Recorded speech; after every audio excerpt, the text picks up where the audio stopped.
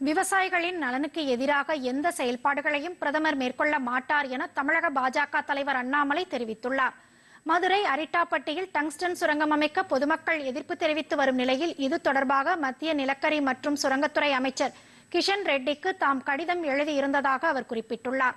மேலும் அமைச்சருடன் தொலைபேசியில் தொடர்பு கொண்டு டங்ஸ்டன் சுரங்கம் அமைக்கும் முடிவை கைவிட வேண்டும் என்று தாம் கேட்டுக் கொண்டதாகவும் அண்ணாமலை தமது சமூக வலைதள பதிவில் தெரிவித்துள்ளார்.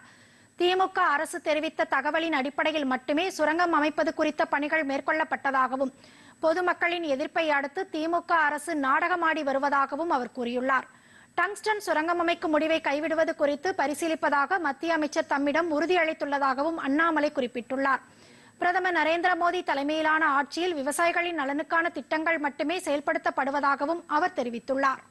இதனிடையே கல்வியாண்டு தொடங்கி 6 மாதங்கள் ஆகியும் தமிழகம் முழுவதும் உள்ள அங்கன்வாடி பள்ளி குழந்தைகளுக்கான சீருடைகளும் பயிற்சி புத்தகங்களும் இன்னும் வழங்கப்படவில்லை என தெரியவந்துள்ளதாக மற்றொரு பதிவில் அண்ணாமலை குறிப்பிட்டுள்ளார்.